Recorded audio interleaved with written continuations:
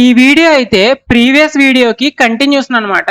So ఒకవేళ మీరు ఈ వీడియోని చూడడానికి వచ్చుంటే దయచేసి ఫస్ట్ వీడియో చూసి ఇక్కడికి రండి. లేదు అంటే ఇదేం అర్థం కాకపోతే మళ్ళీ అర్థం కాలేదని నన్ను తిట్టుకోకండి.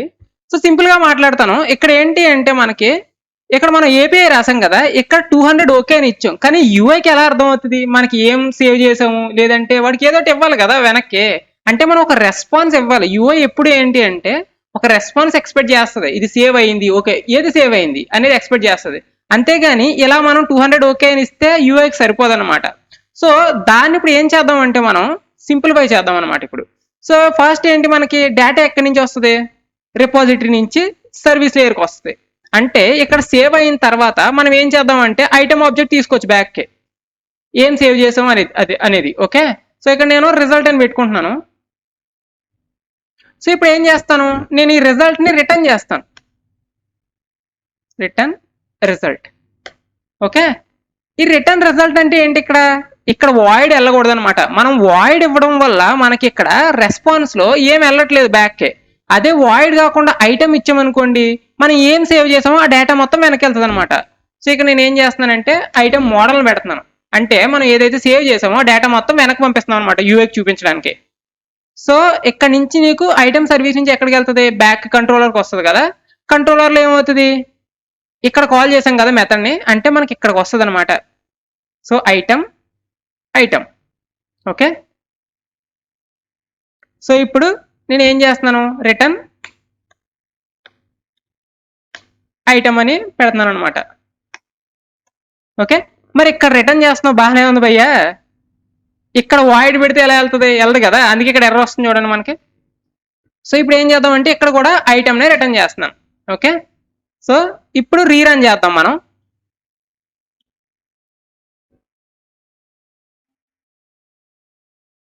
ఓకే, ఇప్పుడు నేను మళ్ళీ ట్రిగ్గర్ చేస్తున్నాను ఇది. సో ఇక్కడ చూడండి మనకి మనం ఏదైతే సేవ్ చేసామో ఆ డేటా అనేది ఇక్కడ మనకి డిస్ప్లే చేస్తుంది అనమాట. ఈ సేమ్ డేటా మనకి యూఐకి పంపించుకొని అక్కడ ఏం సేవ్ చేసాము అనేది మనం డిస్ప్లే చేసుకోవచ్చు అనమాట. సో అదే ఇక్కడ మెయిన్ ఉద్దేశం.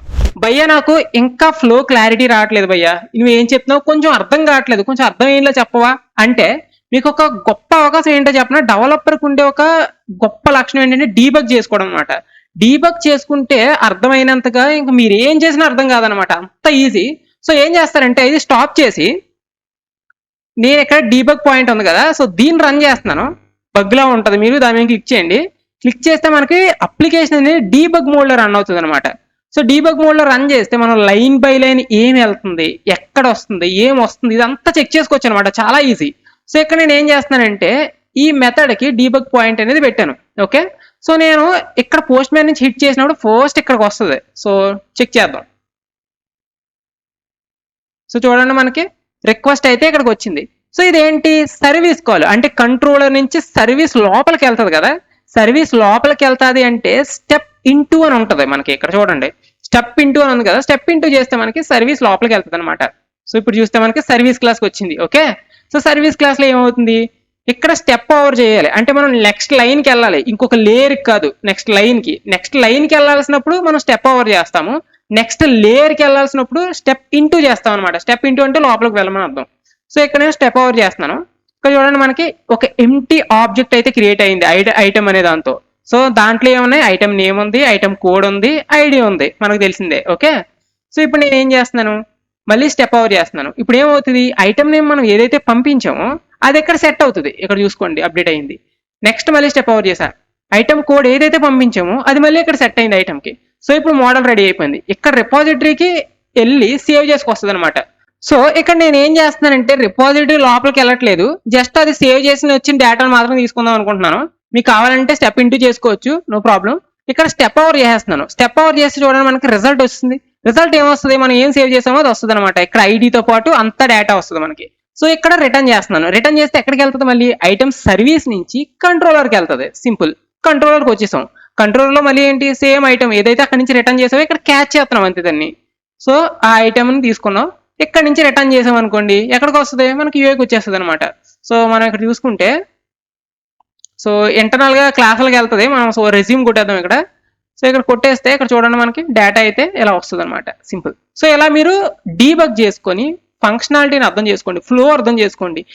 ఆల్మోస్ట్ ప్రతి కోడ్ రాసేస్తుంది, కానీ మనం అర్థం చేసుకుంటే దాన్ని ఇంకా ఇంప్రూవైజ్ చేయొచ్చు అనమాట. ఏది ఎక్కడ పెట్టాలి అనేది క్లారిటీ వస్తుంది. సో ఇప్పుడు మనం ఒక బెస్ట్ ప్రాక్టీస్ గురించి మాట్లాడుకోవచ్చు అనమాట. ఇండస్ట్రీలో మనం చూస్తే మనకి కంట్రోలర్ లేయర్ ఏదైతే ఉందో, ఈ కంట్రోలర్ లేయర్ ఏంటి అంటే సర్వీస్ లేయర్ని కాల్ చేస్తుంది కదా, కానీ జనరల్లీ డైరెక్ట్ గా సర్వీస్ లేయర్ని కాల్ చేయరనమాట. ఇండస్ట్రీలో ప్రతిదీ బైండెడ్ విత్ ఇంటర్ఫేస్ తో ఉంటదన్నమాట. అంటే సింపుల్ గా మాట్లాడదాం.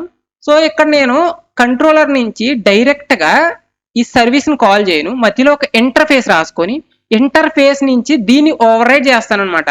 సో అలా మనం జనరల్ గా రాస్తాం. ఎందుకు అలా రాస్తాం అంటే మనకు ఆల్రెడీ తెలుసు మల్టిపుల్ ఇన్హెరిటెన్స్ ప్రాబ్లం అనేది మనకి జావాలో ఉంది. సో దానివల్ల మనం ఇంటర్ఫేస్ రాసి ఇంటర్ఫేస్ ని ఎక్స్టెండ్ చేసుకోవడం, దానివల్ల ఏంటి అంటే మల్టిపుల్ ఇన్హెరిటెన్స్ ప్రాబ్లం అనేది అవాయిడ్ చేయొచ్చు అనమాట. సో ఇప్పుడైతే ప్రెజెంట్ మనం ఏం చేద్దామంటే ఇక్కడ సర్వీస్ ఉంది కదా, నేను ఇక్కడ ఏం చేస్తున్నానంటే new Java class, so item service interface అని రాస్తున్నాను. ఓకే, సో ఇక్కడ మనకి నేమింగ్ కన్వెన్షన్ డిఫరెంట్ గా ఉంటుంది.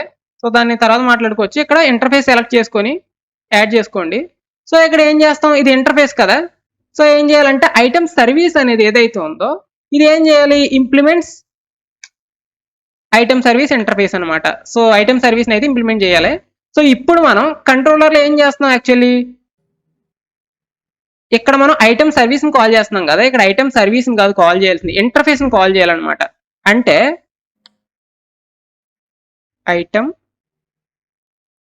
సర్వీస్ ఇంటర్ఫేస్, ఓకే, దీన్ని కాల్ చేయాలి. సో ఏం చేస్తున్నాను, ఐటమ్ సర్వీస్ ఇంటర్ఫేస్ అని పెడుతున్నాను, సో సెమీకోలన్. సో ఇక్కడ ఏ మెథడ్ కాల్ చేస్తాం మనం, item service interface dot create item అని చెప్పి మెథడ్ కాల్ చేస్తాం. ఇక్కడ చూస్తే మనకి ఆ మెథడ్ లేదు అంటుంది కదా, ఎస్ ఉండదు. ఎందుకు అంటే ఈ మెథడ్ మనం ఇక్కడ చూసుకుంటే మనకి ఐటమ్ సర్వీస్ ఇంటర్ఫేస్ ఖాళీగా ఉంది, మరి ఇక్కడ మెథడ్ లేదు కదా. సో సర్వీస్ ద్వారా వెళ్ళాలంటే ఫస్ట్ మనం ఎప్పుడైతే ఇక్కడ ఇంప్లిమెంట్స్ రాసామో ఈ క్రియేట్ ఐటమ్కి ఏం చేయాలంటే ఓవర్ రైడ్ అని రాయాలన్నమాట. అంటే ఈ మెథడ్ ఏంటి అంటే మనకి ఇంటర్ఫేస్ లో యాడ్ చేసుకోమని చెప్పి చెప్తుంది. ఇక్కడ చూడండి, full method item to item service interface అంటుంది. సో దీని మీద క్లిక్ చేస్తే ఏమవుతుందంటే ఈ మెథడ్ వెళ్ళి ఐటమ్ సర్వీస్ ఇంటర్ఫేస్ లో ఒక మెథడ్ యాడ్ అయిపోద్ది అనమాట. సో ఇప్పుడు మనకి కంట్రోలర్ లో ఎర్రర్ రాదు, ఎందుకంటే మనం ఓవర్ రైడ్ చేస్తున్నాం కదా. సో సింపుల్, మనం ఎలా ఒక ఇంటర్ఫేస్ మెయింటైన్ చేసుకుంటాం అనమాట సర్వీస్ కి రిపోజిటరీకి మధ్యన. ఓకే, ఇక్కడ కంట్రోలర్ కి సర్వీస్ కి మధ్యన ఇంటర్ఫేస్ ద్వారా కాల్ చేస్తున్నాను. అంటే ఇక్కడ ఫ్లో సింపుల్ అనమాట. ఫస్ట్ కంట్రోలర్ నుంచి ఇంటర్ఫేస్ నుంచి ఇంప్లిమెంటేషన్. Okay, simple. సో ఇక్కడ నేను రన్ చేస్తున్నాను. ఓకే, మనకు అప్లికేషన్ స్టార్ట్ అయింది. ఒకసారి మళ్ళీ నేను ట్రిగ్గర్ చేస్తున్నాను. యాజ్ ఇట్ ఈస్ డేటా అయితే మనకే వస్తుంది, ఏ ఎర్రర్ లేదు, సేవ్ కూడా అవుతుంది అనమాట. సో ఇది ఒక ఇండస్ట్రీలో ఒక బెస్ట్ ప్రాక్టీస్. ఆల్వేస్ మీరు ఏదైనా కాల్ రాసినప్పుడు ఐటమ్ కంట్రోలర్ నుంచి లేదంటే ఏదైనా కంట్రోలర్ నుంచి సర్వీస్ కాల్ చేయొద్దు, డైరెక్ట్ గా ఒక ఇంటర్ఫేస్ క్రియేట్ చేసి ఇంటర్ఫేస్ ని కాల్ చేసి ఇంటర్ఫేస్ నుంచి మీరు ఓవర్ రైడ్ చేయాలన్నమాట ఇలా. ఓకే, అది గుర్తుపెట్టుకోండి, ఇది ఒక ఇండస్ట్రీలో ఒక బెస్ట్ ప్రాక్టీస్. Thank you.